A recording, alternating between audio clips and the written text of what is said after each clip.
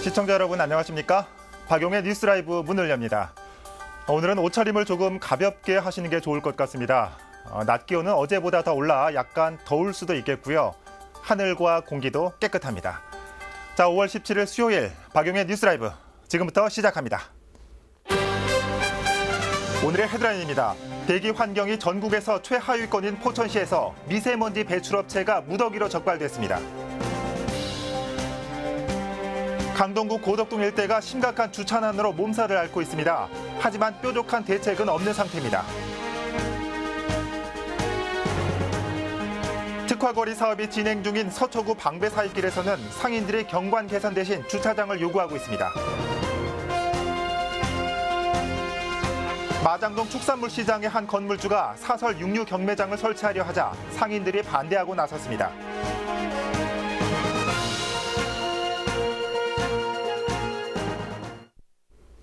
서울역 고가도로가 서울로 7017이라는 이름의 공중보행로로 탈바꿈됩니다. 이번 주 토요일 개장을 앞두고 손님 맞을 준비를 끝냈는데요.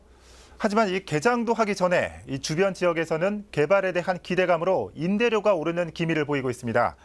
이 현장에 나가 있는 취재기자 연결해 자세한 내용 살펴봅니다. 진기훈 기자. 네, 저는 지금 서울 중림로에 나와 있습니다. 네, 이 서울로 7017 개장을 앞두고 벌써 이 주변 상황이 바뀌고 있다고요? 네, 그렇습니다. 지금 제가 있는 이 중림로는 서울로 7017의 시작 지점과 바로 연결돼 있는 곳입니다. 예. 원래 이 길은 이렇다 할 상권이 형성돼 있는 곳은 아니었는데요. 하지만 최근 음식점이나 카페와 같은 상점들이 문을 열고 있습니다. 예. 실제 제가 만나본 주변 부동산 관계자의 말에 따르면 인근 지역인 만리동에서는 입주 예정인 아파트가 분양가보다 1억 원 정도 더 비싸게 거래되고 있고 예. 또 주변 상가들의 임대료도 2배가량 오르고 있다고 합니다. 예. 이런 현상이 일어나고 있는 이유가 뭡니까? 역시 또 개발에 대한 기대감이 작용된 겁니까? 네, 아무래도 서울로 7017에 대한 기대 심리가 주된 원인이라고 볼 수 있습니다. 네. 이곳에 문을 연 지 9개월 정도 된 상인의 말에 따르면 아무래도 이곳이 서울로 7017 개장으로 서울의 랜드마크 기능을 하게 되지 않을까 하는 예. 기대 심리로 자리 잡게 됐다고 합니다. 또 주택의 경우에는 서울로 7017이 도심 공원의 역할을 하고 또 남산과 남대문 시장 그리고 서울역 등과 연결돼 있어서 예. 주거 환경이 좋아질 거라는 기대 심리가 작용해 가격이 오르고 있습니다. 예, 아직 뭐 개장 전이지만 이 기대감이 높은 게 사실이네요. 어떻습니까? 이 주변 상인들이나 주민들의 반응은 어떤지 궁금한데요. 네, 일단은 현재 상황을 좀 더 지켜보자는 분위기입니다. 예. 아직 서울로 7017이 개장을 하지 않은 만큼 여러 긍정적 효과가 나타날 수 있기 때문에 당장의 임대료나 집값 상승을 너무 걱정하지는 않는다는 분위기입니다. 네. 하지만 교통 혼잡이나 젠트리피케이션 등이 일어날 수 있다는 우려의 시선도 있습니다. 결국 개장 후에 서울로 7017이 얼마나 많은 사람들을 모아서 주변 상권을 활성화시키고 또 네. 주변 주민들의 주거 환경을 개선하느냐가 주변 상황의 관건이 될 것으로 보입니다. 예, 알겠습니다. 자, 마지막으로 이 서울로 7017에 대해서 간단히 좀 소개 좀 해주시죠. 네, 우선 서울로 7017이라는 이름은 1970년에 준공된 오래된 서울역 고가도로를 네. 2017년 17개의 사람길로 재탄생시킨다는 의미를 담았습니다. 예. 서울역 인근 지역을 하나로 연결하는 공중보행로임과 동시에 또 2만 4천여 주의 꽃과 나무가 심어진 공중공원의 역할도 하게 되는데요. 네. 여기에 인형극이나 작품 전시 그리고 또 공연 체험 등을 할 수 있는 다양한 문화 콘텐츠 시설이 마련됐습니다. 오는 20일, 그러니까 이번 주 토요일이죠. 서울로 7017의 개장식이 열립니다. 이후 오는 6월 중순까지 다양한 공연들이 마련돼 있으니까요. 관심 있으신 분들은 찾아보셔도 좋을 것 같습니다. 지금까지 서울 중림로에서 전해드렸습니다. 네, 진기훈 기자 수고했습니다. 예. 자, 이 공원으로 바뀐 이 서울역 고가도로 저도 한번 가보고 싶네요. 이곳과 잘 어울리는 이 주변 개발도 됐으면 좋겠습니다. 자, 중림동 현장 연결해봤습니다.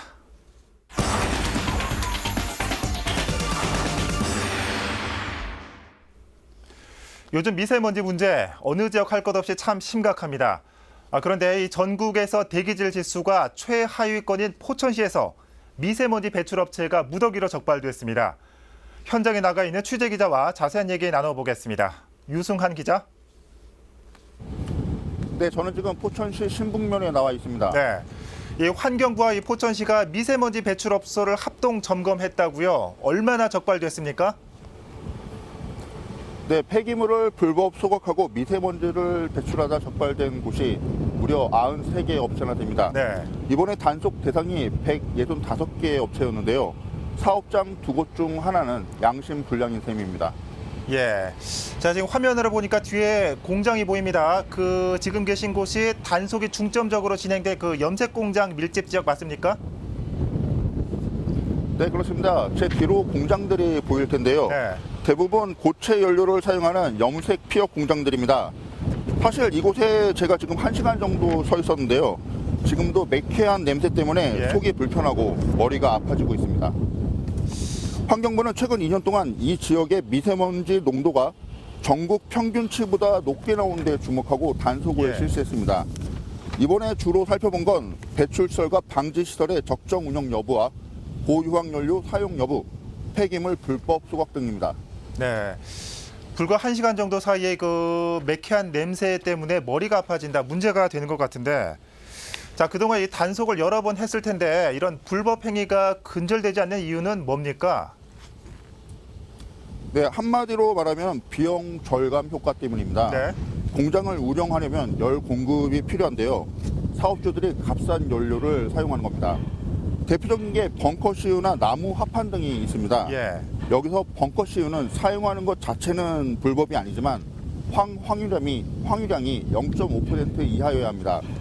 합성수지 접착제가 들어있는 나무 합판은 공장에서 소각하는 것 자체가 불법입니다. 예. 자, 제가 알기로는 포천시에 이런 영세한 그런 제조 공장들이 많이 있는 걸로 알고 있는데 이번에 처벌 조치는 어떻게 내려졌습니까? 네, 영업정지와 과태료 처분이 내렸습니다. 네. 그런데 대부분 영업정지는 한 달을 넘지 않았고 과태료도 1,000만 원 이하 수준이었습니다. 환경오염 문제가 심각한 것에 비해 솜방망이 처벌이 아니냐는 논란이 일고 있는데요. 예. 한편 환경부 산하 한강유역환경청은 고발 조치된 37건에 대해선 수사를 통해 검찰에 송치할 계획도 있습니다. 예. 자, 이 사업장 단속을 강화하고 또 처벌 수위를 높인다고 해서 또 얼마나 효과를 거둘지는 미지수입니다. 미세먼지 발생 요인이 다양한 만큼 이 종합적인 분석과 대책안이 마련돼야 할 텐데 포천시 대책은 뭡니까? 네, 그렇습니다. 포천시 같은 경우에는 대기질이 전국 최하위 수준인데요. 네. 취재 결과 포천시청은 제대로 된 분석 자료조차 없었습니다. 예. 당연히 중장기 종합 대책도 없었는데요. 미세먼지 발생 요인 중 하나로 도로공사와 차량 증가를 지목했습니다. 예. 하나 더 추가하자면 일반 시민들이 자행해온 불법 소각도 꼽았는데요.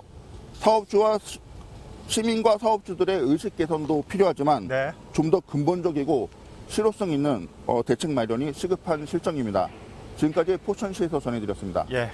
이수환 기자 잘 들었습니다. 자, 이 미세먼지 발생 요인을 구체적으로 분석하기가 쉽지는 않겠지만 대기질 지수가 전국 최하위 수준이면 뭔가 종합적인 계획이 필요할 텐데 말이죠. 아쉬운 부분입니다. 자, 포천시 연결해봤습니다.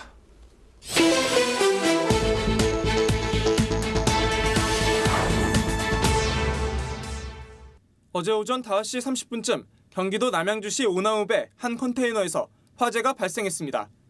이 사고로 컨테이너 일부가 소실돼 소방추산 300여만 원의 재산 피해가 났습니다. 소방당국은 담배꽁초가 화재의 원인으로 보고 있습니다. 어제 오후 5시경 경기도 이천의 야산에서 화재가 발생했습니다.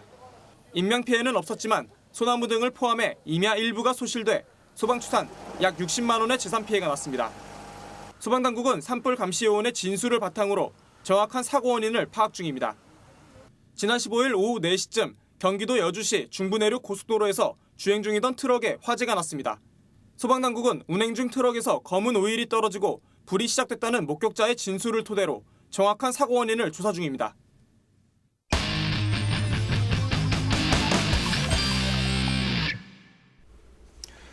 강동구 고덕일동 일대가 이 주차난으로 몸살을 앓고 있습니다. 2,000세대가 넘게 살고 있지만 조성된 주차면은 300여 곳뿐이라 주민들은 매일이 주차 전쟁입니다.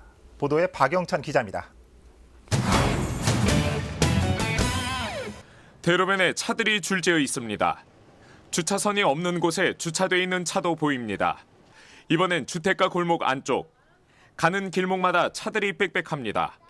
불법 주차로 적발돼 과태료 경고장이 붙은 차도 보이지만 방법은 없습니다. 보시다시피 인도 위에도 이렇게 차들이 올라와 있습니다. 주민들은 불법인 걸 알면서도 차를 세울 수밖에 없다고 하소연합니다. 기본적으로 없어요, 주차가. 제자리가 낮에 잘 없는 걸 제가 아니까 일단 내는 거죠. 심각하다고 생각이 들어요. 이런데 인도에다가 저녁에 한 7시나 8시쯤 들어오면 될 때도 없어, 그나마. 이 지역에는 2,000세대가 넘게 살고 있지만 차를 세울 수 있는 주차면은 300여 개입니다. 단독주택 거주자들은 그린 파킹 제도로 주차 공간을 마련하고 있지만 다른 주민들은 불법 주차를 하며 매일같이 주차 전쟁을 치르고 있는 실정입니다. 구청도 이 지역 주차난을 인지하고 있지만 뾰족한 대책을 내놓기 어렵다는 입장입니다. 주차장 부지를 확보하기도 어려운 데다 이곳이 지구단위 계획 지역으로 지정돼 있기 때문입니다. 고덕동은 다 재건축되고 지구단위 계획으로 묶여 있어도 저희가 쉽사리 손을 대서 추진할 수가 없어요. 계획은 없으시고. 그렇죠. 고덕 일동 쪽은 문제는 없습니다. 현재 고덕 일동 일대 지구단위 계획은 개발을 반대하는 일부 주민들로 인해 답보 상태인 상황. 섣불리 개발하기도 어려운 상황에 불법 주차를 할 수밖에 없는 고덕동 동남로 일대 주민들은 기약 없는 주차난에 오늘도 홍역을 치르고 있습니다. 딜라이브 서울 경기 케이블 TV 박영찬입니다. 주차장이 부족한 곳은 비단 이곳뿐만이 아닙니다. 서초구는 방배 사이길 상권을 활성화시키기 위해 지난해부터 경관 개선 사업을 벌이고 있습니다. 하지만 일부 상인들은 방문객들을 위한 주차 공간을 요구하고 있습니다. 이재용 기자입니다. 방배로 42길에서 이름을 딴 서초구의 방배 사이길 예술거리입니다. 350m에 이르는 구간엔 공방과 카페, 갤러리 같은 점포가 45곳 있습니다. 지난해 서울시 특화거리 활성화 사업에 선정되면서 경관 개선 사업의 하나로 먼저 표지판과 보안 등 가벽이 설치됐습니다. 올해는 거리 인근 공원에 공연장을 확장하고 관람석의 편의성을 개선하는 공사가 진행될 예정입니다. 방배사이길 예술거리의 경관 개선 사업은 오는 2018년까지 진행되는데요. 일부 상인들은 이 사업이 상권 활성화에는 별 도움이 안 된다는 입장입니다. 방배사이길에서 가장 가까운 지하철역은 940m, 공용주차장 역시 800m 정도 거리가 있어 접근성이 떨어지는 게 현실. 더욱이 차량을 이용하더라도 주차할 공간이 마땅치 않습니다. 현재 약 20면의 주차 공간이 있지만 주민과 상인들의 거주자 우선 주차 구역으로 외부인들이 이용할 수 있는 곳은 사실상 한 곳도 없는 겁니다. 때문에 불법 주정차가 기승을 부리고 있습니다. 대부분 저희한테 도움이 그렇게 안 돼요. 지역 개선 사업 같은 게 대표적인 거죠. 와야 보는 거잖아요. 주차 문제 해결 없이는 활성화될 수 없어요. 주차 공간 확보 문제가 제기되자 서초구는 현실적으로 어려운 부지 매입 방식 대신 포켓 주차장을 설치하기로 했습니다. 예술거리 앞 대로변 일부를 활용해 인도 옆 차도에 주머니 형태의 주차장을 만들겠다는 겁니다.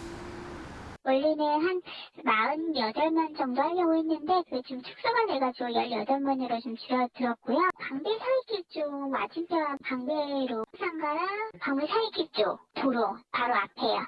방배 사이길 예술거리에 포켓 주차존 설치 사업은 올해 안에 착공될 예정입니다. 주차 요금은 10분당 500원 수준으로 민간 주차장보다는 상대적으로 저렴하게 이용할 수 있습니다. 딜라이브 서울 경기 케이블 TV 이재용입니다.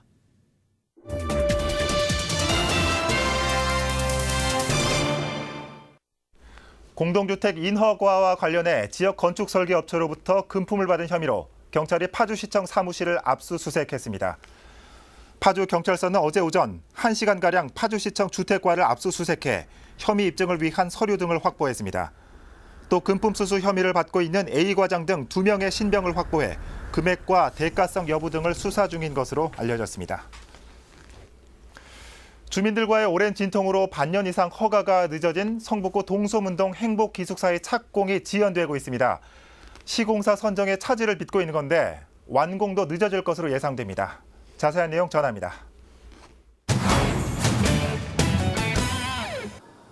지난 2월 성북구의 건축 허가를 통과한 동소문동 행복기숙사 사업.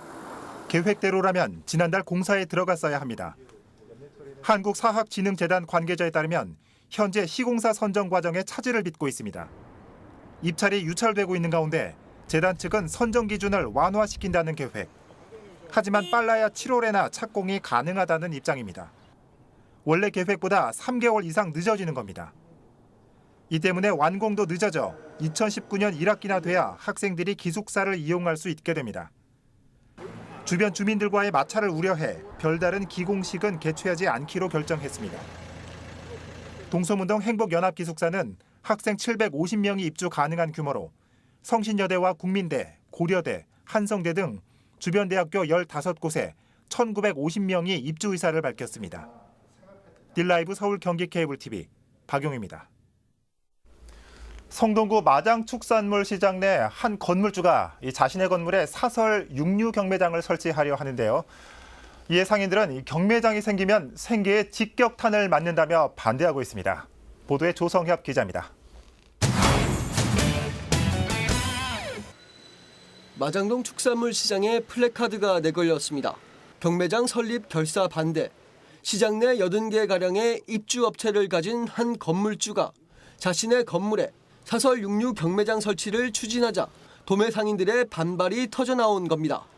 일반적으로 경매가는 시중가보다 낮은 가격에 형성되는 만큼 가격 경쟁력이 없다는 겁니다. 근데 확실히 가격 자체는 떨어질 것이다. 그렇죠. 가격 자체는 차이가 있겠죠. 못 나는 사람들이 다 하고 지금도 장사가 안 돼요. 지금 저런 게 지금 많이 나오고. 상인들이 반발하는 이유는 또 있습니다. 육류 부위별 경매를 할 경우 소매업자들이 직접 경매에 참여할 공산이 커진다는 것. 이렇게 되면 소매업자들이 도매업자의 역할을 대신하게 돼 도매업자들이 길거리에 나앉게 된다는 게 상인들의 설명입니다. 또 전국 유고시장의 대표격인 마장축산물 시장의 의미도 퇴색할 거라 말합니다. 우리 전통시장의 개념이 하나도 없어요. 이제. 그러면 전통시장 개념이 하나도 없어버리면 여기 장사하신 분들은 전폐 기록이 서 있는 거죠. 경매장 설치를 추진 중인 건물주 측은 도매상들의 피해가 예상되는 육류 부위별 경매는 하지 않을 거라 말합니다. 그러면서 정작 상인들은 경매장 설치에 큰 관심이 없는데 시장 조합만 열을 내고 있다며 일축합니다. 세금 방송되고 왜 찍어요? 들어오는지 안 들어오는지 어떻게 알고 찍어요? 한국이 뭐 돌아가지고 하나도 간다는 거 아니에요. 밥하고 뭐 신경 쓰지도 않아요. 하나 그래. 그냥 조합에서 지내니. 부분육 경매장으로 간다는 게 너무하다. 왜냐? 지금 현재 지육 경매장으로 갖고 수수료 받아봤자 지금 현재 건물 안 짓고 수익성이 훨씬 나은데 지육 경매장으로 간다는 의도는 상인들이 볼 때는 그게 미신점이 있다. 이명 계약을 해놓고 자기가 한 것처럼 해서 아마 농협이나 대기업에 팔려고 하지 않냐. 우리 시장만 선점해버리면 전국은 자기 다 손아귀에 들어오지 않습니까? 경매장 허가권을 가진 서울시 도시농업과에 문의한 결과 해당 건물주는 아직 경매장 설치를 신청하지 않은 것으로 확인됐습니다. 하지만 지난 15일 시장조합은 도소매업체 393곳의 반대 뜻을 담은 서명부를 서울시에 제출해 경매장 설치를 미리 막겠다는 의지를 분명히 했습니다. 딜라이브 서울경기 케이블TV 조성엽입니다. 네, 다음 소식입니다. 강남구 압구정 로데오는 로데오 거리의 원조로 불릴 만큼 유명세를 탔었죠. 그런데 주변 상권의 발달과 지나치게 높은 임대료 때문에 10여 년 전부터 쇠락의 길로 접어들었습니다. 하지만 최근 건물주들이 자발적으로 임대료를 내리고 있어 상권 부활의 기대감이 높아지고 있습니다. 지혁배 기자입니다. 젊은 엄마들을 상대로 한 키즈카페 운영을 앞둔 김영지 씨. 압구정 로데오 거리 한켠 건물 1층에 입점하기로 했습니다. 시세보다 절반 수준도 안 되는 임대료가 가장 큰 매력이었습니다. 1,800만 원이던 걸 800만 원에 계약했습니다. 여기 이제 압구정 지점이랑 이제 신사동 쪽을 살펴보던 중에 입지 조건이 이쪽이 가장 좋더라고요. 여기 보시면은 뒤쪽으로 오신 아이들 학원이나 유치원들이 굉장히 많아요. 그래서 이쪽으로 알아보던 차에 1층인데도 불구하고 임대료가 굉장히 저렴하게 나와서. 강남구 압구정 로데오 거리는 한때 X세대와 오렌지족이란 말을 만들어낼 만큼 번성했지만 지난 2000년대 중반 이후 10년 넘게 상권 침체를 겪고 있습니다.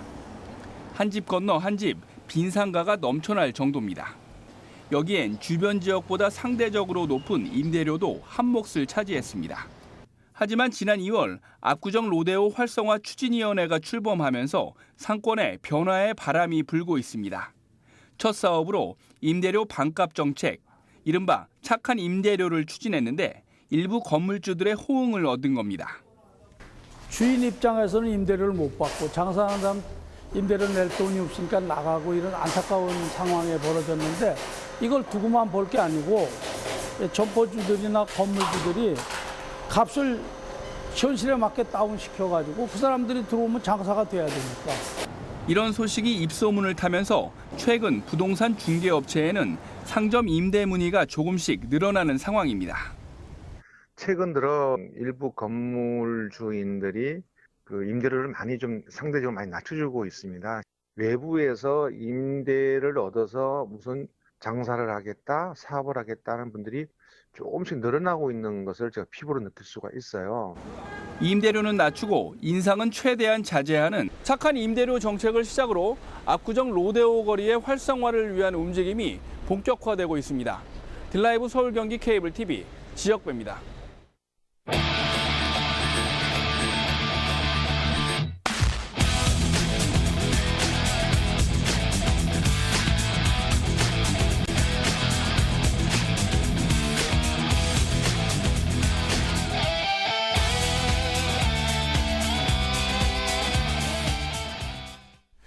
도시 교통 환경을 뉴욕 맨해튼 수준으로 만들겠다.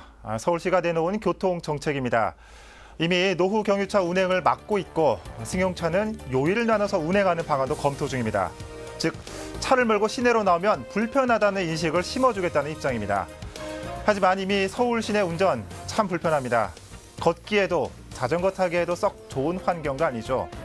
조금만 더 공감이 가고 조금 더 피부에 와닿는 그런 교통정책 기대해 봅니다.